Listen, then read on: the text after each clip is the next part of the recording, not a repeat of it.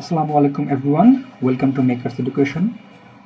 Microsoft ওয়ার্ডের tutorial ক্লাসে আজকে আমরা শিখব আমরা কিভাবে মাইক্রোসফট ওয়ার্ডের একটি পেজকে কালারফুল করতে পারি, অর্থাৎ আমরা ব্যাকগ্রাউন্ডকে কিভাবে আমরা কালারফুল করতে পারি। তো চলুন দেখে নেওয়া যাক। প্রথমেই আমরা চলে যাব আমাদের ডিজাইনে চলে যাব। ডিজাইনে ক্লিক করার পরে আমি ডিজাইনের একদম ডান পাশের কর্নারে দেখতে পাচ্ছি আমরা এখানে পেজ কালার নামে একটা অপশন রয়েছে। এই পেজ কালারে আমরা সিলেক্ট করব। ক্লিক করলাম, ক্লিক করার পরে আমার এখানে কিছু অপশন রয়েছে কালার। আমি একটু জুম আউট করে দেখাচ্ছি। দেখেন আমি যে কালারটাতে আমি মাউস রাখছি বা আমার কার্সরটা রাখছি, আমার পেজটা কিন্তু সেই কালার হয়ে যাচ্ছে। ফর এক্সাম্পল আমি একটু হালকা নীল কালার দিব, হালকা ব্লু কালার আমি সিলেক্ট করলাম। সিলেক্ট করার পরে দেখতে পাচ্ছি আমার পুরো পেজটা কিন্তু কালারফুল হয়ে গেছে। ঠিক আছে, এখন আমি এই পেজ যদি বৃদ্ধি করি কন্ট্রোল এন্টার দিয়ে, তাহলে আমার কিন্তু সকল পেজ কিন্তু এভাবে কালারফুল হতে থাকবে। দেখা যাচ্ছে আমি কিন্তু কন্ট্রোল এন্টার দিয়ে করছি। আমি পেজটা ছোট বড় করছি কিভাবে, আমি কন্ট্রোল চেপে ধরে রেখেছি। ঠিক আছে, কন্ট্রোল চেপে ধরে রেখে আমি মাউসের যে স্ক্রল যে হুইলটা আছে, এই স্ক্রল হুইলটা আমি আপ ডাউন করছি। আপ ডাউন করার ফলে আমি খুব সহজে আমার পেজটাকে ছোট বড় আমি করতে পারছি। আর ম্যানুয়ালি যদি আপনারা করতে চান সেক্ষেত্রে কিন্তু এই যে নিচের দিকের কর্নারে এখানে একটা অপশন রয়েছে, এখান থেকে আপনারা জুম আউট বা জুম ইন করতে পারবেন। তো এভাবে আমরা আমাদের পেজ কালারিং করতে পারি খুব সহজেই। আর পেজ কালারিং যদি এভাবে পেজ কালারিং না করতে চান, কেউ যদি স্পেসিফিক কোনো একটি অংশের পেজ কালারিং করতে চান, সেক্ষেত্রে আরেকটি অপশন রয়েছে, আমি সেটাও দেখিয়ে দিচ্ছি। আমি এই পেজ কালারিংটা তুলে দেবো, এজন্য আমি আবার পেজ কালারিংয়ে চলে যাচ্ছি, গিয়ে আমি নো কালার সিলেক্ট করব। নো কালার সিলেক্ট করার ফলে আমার কিন্তু পেজ আবার আগের মতো হয়ে গেল। ঠিক আছে, পেজ আবার আগের মতো হয়ে গেছে। এখন আমি চাচ্ছি যে আমি আমার পেজের কোনো একটি নির্দিষ্ট একটু অংশ আমি কালার করব। হ্যাঁ, তাহলে সেজন্য আমাকে এই ইনসার্টে চলে যেতে হবে। ইনসার্টে ক্লিক করার পরে আমি এখান থেকে একটি শেপ নিব। এই যে শেপে নেওয়ার পর আমি একটা বক্স নিলাম। তারপর আমি এখন একটি বক্স ড্র করব।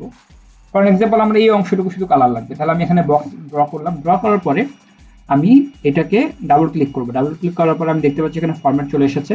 আমি শেপ ফিল আছে একটা, আর একটা হচ্ছে শেপ আউটলাইন। শেপ আউটলাইন বলতে বোঝায় এই চারপাশে বাউন্ডারি কি লাইনে থাকবে বা কি কালারে থাকবে।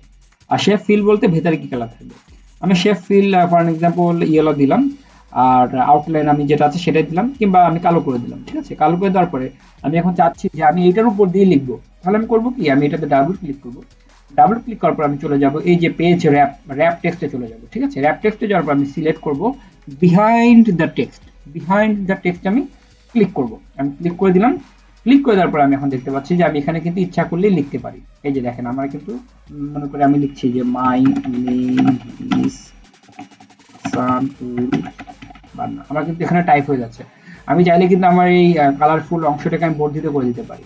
আমি চাইলেই আমার এই যে বর্ডার অংশটুকু রয়েছে, এই বর্ডার অংশটুকুকে আমি নাই করে দিতে পারি। কিভাবে, আমি ডাবল ক্লিক করলাম। ডাবল ক্লিক করার পরে ফরম্যাটে চলে গেলাম, আউটলাইনে গেলাম। আউটলাইনে গিয়ে আমি নো কালার সিলেক্ট করলাম। নো কালার সিলেক্ট করার পরে আমার কিন্তু দেখা যাচ্ছে যে আমার পেজের যে বর্ডারটা ছিল সেটা কিন্তু নাই, অর্থাৎ এই কালারিং এর যে বর্ডারটা ছিল সেটা নাই। আমি কিভাবে এত দ্রুত আমার ফন্টগুলো বৃদ্ধি করলাম, আমি কন্ট্রোল চেপে ধরে রেখেছিলাম।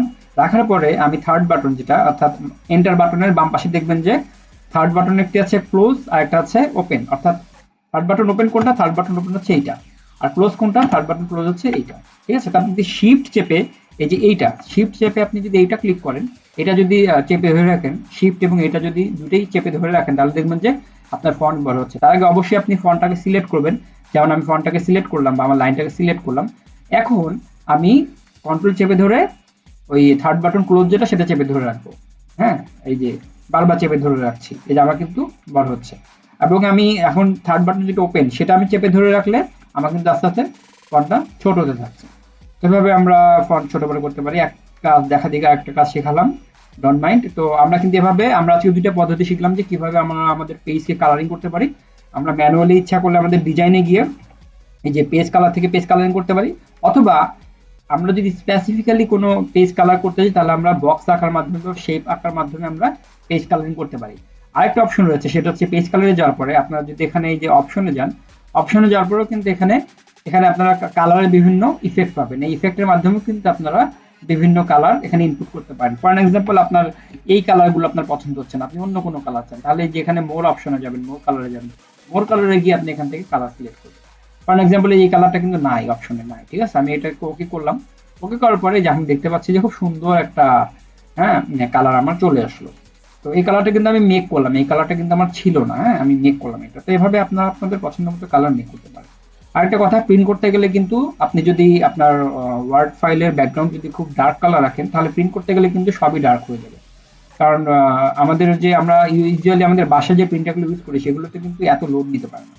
এগুলো মাথায় রাখবেন, প্রিন্ট করার সময় হালকা লাইট কালার রাখাটাই বেটার, যে এরকম কালার, হ্যাঁ এরকম কালার কিংবা হালকা একটু হলুদ কালার যদি রাখেন তাহলে কোনো সমস্যা নেই। বাট আপনি যখন ডার্ক কালারের দিকে যাবেন, অর্থাৎ নিচের দিকের কালারগুলোতে আসবেন, এই যে নিচের দিকের কালারগুলোতে আসবেন, তখন আপনার পেজ কিন্তু একদম ডার্ক হয়ে যাবে। ওকে, তো ভালো থাকবেন সবাই, আজকে এটুকুই। নতুন কিছু শেখার থাকলে অবশ্যই আমাদেরকে কমেন্ট বক্সে জানাবেন, আর ভিডিওটি কেমন লাগলো জানাবেন, চ্যানেলটি সাবস্ক্রাইব করে আমাদের উৎসাহ দেবেন আশা করি। ধন্যবাদ, আসসালামু আলাইকুম।